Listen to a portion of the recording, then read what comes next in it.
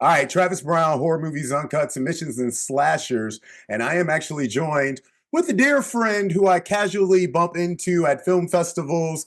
And usually she's on the same side of the equation as me. But this time we have flipped the tables and she's on the Hey. other side. And I am talking about Mary Beth McAndrews. And she just, well, let's say by now you may have heard of her film Bystanders. And if you've not, you will by January 21st because both Dread and Epic have partnered to release this film to the masses for everyone to go rent on the VOD and all those beautiful places. And we are kind enough to step into 2025 with our first review for HMU with Mary Beth. So, first and foremost, we've already kind of chatted. How are you? How's family? How's the start of 2025? And how excited are you for people to be able to see Bystanders before this month is over? I know it's such a cool way to start the new year, like promoting the movie. It's like both, okay, you just go right in 2025, which is Right. great though, honestly. Like just get me going. And I'm excited for everyone. I don't have to wait, which is great. Everyone can see it, and then I can just be annoying the rest of the year to make people watch it when it's already out. But everything's great. It snowed where I am, so I got to shovel a car out for the first time in a long time, Okay. Okay. and we're just enjoying a new year with the movie coming out and snow and also finishing a book. So it's busy over here, but I don't know how to not be busy. So it's I it's hear you good. there. I hear you there. So you said I you're feel like you get finishing. that. The hustle is real, as The we hustle all is as real. The hustle is real, yes. and it's really real in 2025. Now it's crazy. So you said you're working on a book. Um, Yeah, I did Yeah. not know this until now, and I want to dig into it a little bit. And I'm going to use the first kind of question about bystanders to talk about your book is like in regards to bystanders, what's like the first thing that you wanted to accomplish when you first read Jamie Alvey's script for bystanders?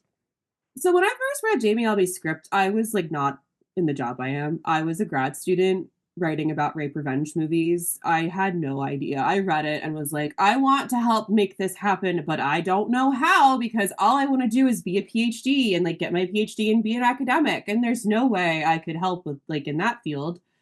That dream changed. Academia is just not maybe for me, and that's okay. And if it's for you, great. I'm glad because some It's a people like we man's need people. world. It's not even just that. It's Yeah, literally so old, just very old fashioned. Like a yeah. lot of, especially in the film programs that I've seen. And again, I'm not talking about all of them, but they're all very old school and very focused on like cinema of France from the 30s, which is Yes. obviously has its importance, but I also think that there are other important things happening. Hmm. Anyway, but when I was officially like attached as a director and making the movie and rereading the script for like the millionth time with the intention of like, okay, you are now going to be kind of like the captain of the ship. Like, And when what are did we this doing? process start? Like, when did this first land in your lap? 2018. Okay. Read the script in 2018 again when I was just like, I don't know what I can do with this, but I like it and I want to help however I can. Yeah. 2018, and then I got my job at Dread Central in 2021, I Hmm. think. And that was when I had opportunities to work with Dread and with Epic on particularly their like micro budget horror movies, sub 100K budgets, and help produce them. And then that was when I said, hey, I have a script that we should make, that we can make for like a little bit of just a little bit of money. Hmm. And it, I just bugged and persisted. And here we are. But when I was officially attached, like my ultimate goal is to make a movie that at least one person sees and feels seen and can feel derive some kind of power from it. I wanted to make this movie because I have been writing and researching and watching movies like this for over 5 years, like Hmm. religiously. And I wanted to provide my voice into that really crucial canon. And it's a very small canon. And I wanted to do my best to make something that I felt was deserving to be in that canon that to me can be very powerful tools for people who have experienced stuff like this. And I wanted to be able to create something that someone could watch and feel seen, even if just for a couple of minutes. So that was the main, like, I know that sounds so pretentious, but like it really No, no, was. no, Like I no. just wanted, it was all about telling a story Yeah. that was violent but also crucial and combining those two things. With this book that you're writing right now, is it anything involving certain things from this story, like just No, not your even own personal remotely. Besides, stories, or is it no. involving the abuse or this sexual misconduct at all? Like what are you writing about? No. So the book is actually a monograph about paranormal activity, the 2009 You know back to jokes and shit. found footage. Yeah, no, exactly. It's funny because it's like yeah, I know. I'm writing, but also like I'm writing a lot about gender and that too. Okay. And so it's nonfiction analysis, like my academic bread and butter Hmm. still, but it's almost done, and it's just like a lot. It's like half history of paranormal activity, half analysis of why it is such an amazing film and why it is such a crucial piece of horror cinema. Yeah. So very different, but honestly, a much needed break from the heaviness of Bystanders that got to me more than I expected. So having a little change of pace and subject matter was actually just what the doctor ordered, as they say. So Yeah. So when you decided to go ahead and push through, you got this project up and going, what made you decide to say, okay, I have to be the one that gets this done? I don't really need to worry about attaching. Is it the financial reasons, or is it because this is something that's more dear to you and you're like, no, I actually feel like I'm the one that could really put Jamie's voice onto the screen for everyone to see?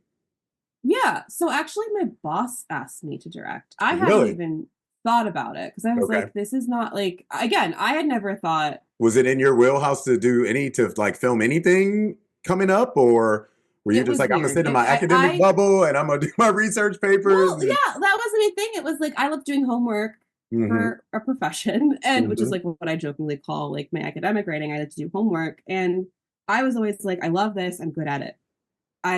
So there's no way I could be good at making movies. Why would I do that? Yeah. No, I don't know why. It was like a mental block, and I with this movie initially I was like, I'll just produce it. I'll help produce it. I'll help get it off the ground. But then my boss, no, he knew how much I love movies like this. He saw how much passion I brought to like pitching the script and why it was so important. Right. And he said, why don't you direct it? And I said, huh? I was like that meme of that cat going, huh? Yeah, yeah, Because it was just like had never crossed my mind because yeah. I was not qualified. I didn't think I was at all qualified. Yeah. And he was like, I bet you could do a good job, which is incredible. Like, whose boss does that? Like, I Yeah. have to say, like, I'm very, very privileged in that and getting that offered to me. Like, that is not Mm-hmm. how this happens. But I also knew I would be dumb to not accept that kind of offer. Like, if someone's like, hey, do you want to direct a feature? We'll give you the money. Like, I Right. feel like Yeah. you have to say yes. Right, Like, right, right. what? Like, no Yeah. one, that's not a thing that happens. So I said absolutely. And here we are. So I kind of like stumbled and fell into it. But Got like, you. I loved that I did, you know? So what was something that you wanted to make sure you got across? Like the minute the boots got on the ground, you're with the cast, everybody's together, you're on set. What's something you wanted to make sure, if you're going to put this kind of like stamp, this is what we would like to call a debut feature. It might be your only feature for all we know. Like what is it that you wanted to say, hey, this is how I can make sure I put a stamp of who Mary Beth McAndrews is on Bystanders the minute the boots got on the ground? That's such a good question. I think it was as soon as everyone was there, I had us all circle up. Mm-hmm. Like it was the first day and I think it was the first day everyone was on set and I had everyone circle up and I was like, all right, so here's what we're going to do. I'm going to lay it out real simple. I have been sexually assaulted. This topic is very close to me. If this topic is very close to you, you are free to tell me. You don't have to tell me anything, but just know that this is meant to be a safe filming space. If there's ever a moment that like I gave like a spiel to like set intentions of like I've been through this. I know I'm not the only one, and we are going to take care of each other. That's like we're going to take care of each other and make something important, but Mm-hmm. make something fun. Mm-hmm. And trying to set that tone with my cast and my crew to let them know like I take this very seriously, but I'm also not trying to be a hard ass. I just want everyone to feel comfortable. Yeah. So like the whole thing set out was to like create something that was important, but also wasn't preachy. Yeah. I didn't want a movie. I wanted a movie that was very obvious, but I also didn't want us to fall into the traps that the subgenre can fall into in terms Hmm. of being exploitative or even Hmm. becoming hokey at some point. Hmm. Like it could become hokey and a little bit like silly. Yeah. And so my thing was balancing all of that to create something that was fun, a little funny, Yeah. really dark, Yeah. and spoke to the honesty of being a survivor without it having to be like the saddest, most depressing thing you've ever seen. Yeah. So often these stories about survivors are so dour, and I get it, like I do get it, but they don't always have to be. And I think there are movies like that that have done it really well. And I think my perspective paired with my incredible actor, not even mine, like the incredible actors and Yeah. Jamie's script, I Yeah. think like all of that came together to make something that fits in the subgenre, but also kind of carves out its own space. Yeah, Jamie, Wilcox, Garrett Murphy, they all like I love the fact that you keep using the word fun because as I watched the film, even though it's a very serious subject matter in the film, that's the thing that kept sticking out to me. I'm like, it looks like they're having fun while they're making this film. With Jamie also being writing the writer of the script and creator of the script, when you're with her on the project, how much did you guys kind of like lead off of each other? Like you got the support right off the bat. It could tell from the chemistry that you see with everybody in the film. But was there a couple things that you were kind of maybe bumping off, ideas and maybe some things that you guys could piece together while you were putting the film together? Or were you just kind of letting everybody do their thing? Oh, this whole movie was like the most collaborative process because again, we shot this in 12 days and we Yeah. had a crew of 12 people and like a Okay. cast of just that many. So like this was tiny. Yeah. It was all hands on deck. Like, yeah, I was the director and the producer, but I also helped like put lights away. I helped Hmm. clean. I did people's laundry. Like, Hmm.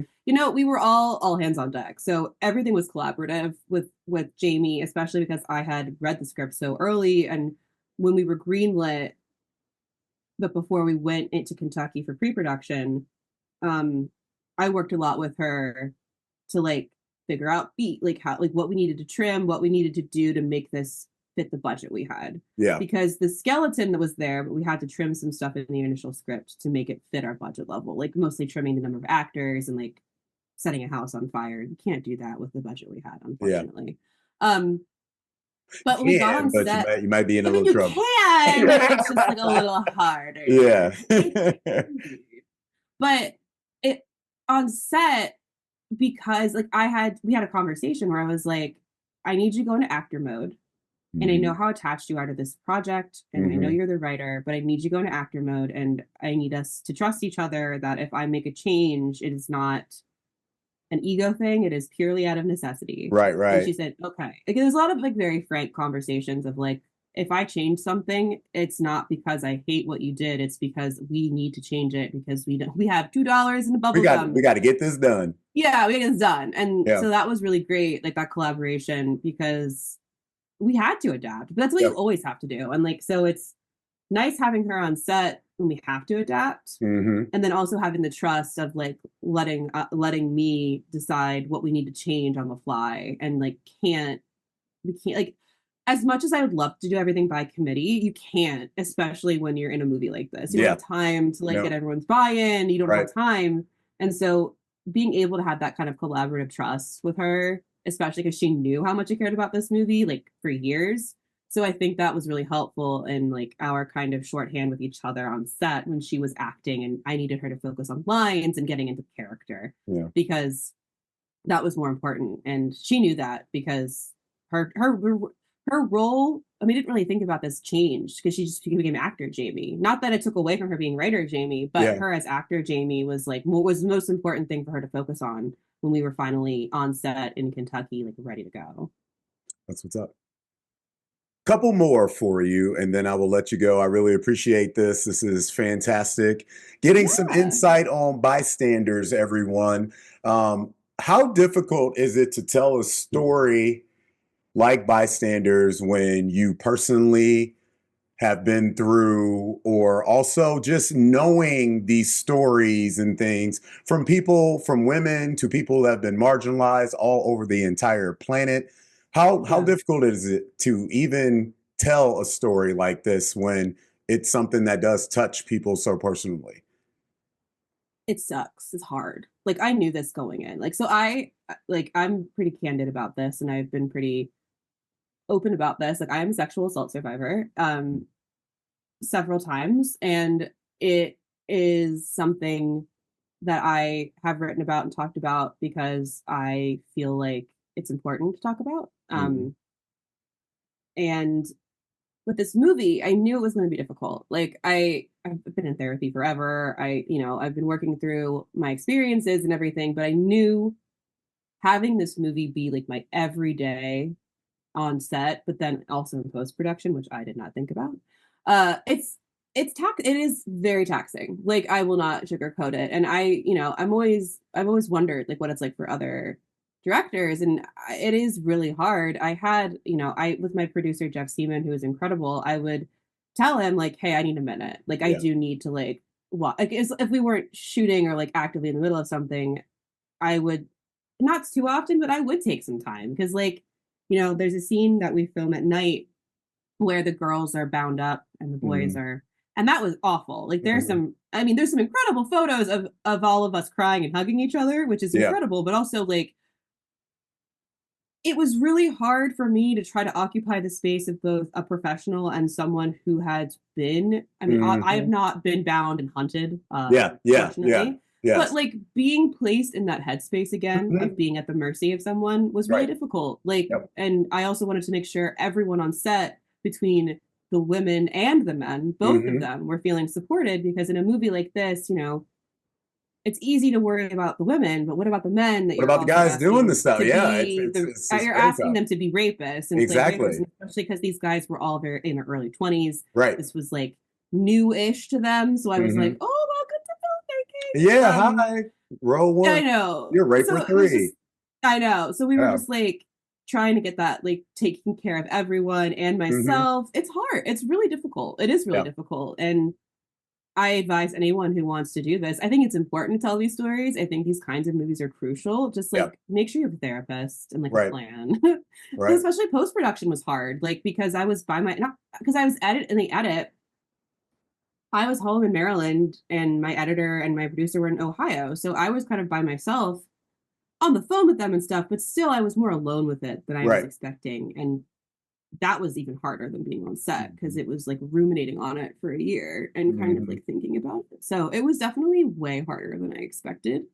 Glad I did it, but definitely was emotionally taxing. Well, thank you for being candid with that and open with that, because it's just, Absolutely. I believe also that these are very, very important things. As a kid growing up Yes. watching like I Spit on Your Grave and Last House on the Left, which are films that I reference when I talk about Bystanders right now. Um, it's people forget that there's so many stories. It's not just sometimes the victims, it's also the victims' families and so many Yeah. people that want to know how to stay away from these situations or know that there's awareness about these situations. And I think it is important that we have filmmakers that are still brave enough to say, let's not forget that these true real life horrors are still going on out there. Um, Yes. I know. I agree with that 100% because I've gotten reactions from people who are like, I hate rape revenge movies. I'm like, I get yeah, it. Like, I do understand right. why you don't like them. I don't expect everyone to like them, but like, I do think it's important to tell these kinds of stories. I Those do films are think that, important to me. Like as a 13-year yeah, old boy seeing I Spit on Your Grave and Last House on the Left, I like, you can thank my mama.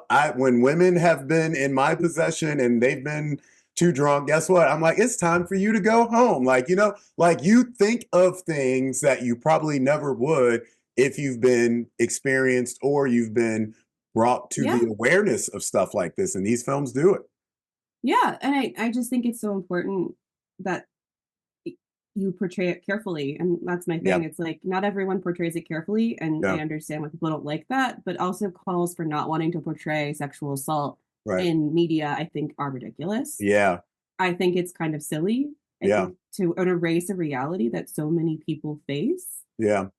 is irresponsible. I Yeah. think you just have to do it the right way. And like my movie is so like what straight and white and specific too. Yeah. Like there's so many other cool movies out there that don't just deal with that most basic kind of lens to a rape revenge movie. Like there's so many other movies out there that are doing really interesting stuff with that aren't exploitation films if you don't like Hmm. that. Hmm. So like don't don't close your mind off to it. I understand like being careful and being wary, especially if it's triggering for you, but like Yeah. don't totally close your mind off to it because like there are so many movies out there that are worth seeing that aren't as like explicit as you might think they are. Yeah. So yeah. Totally agree.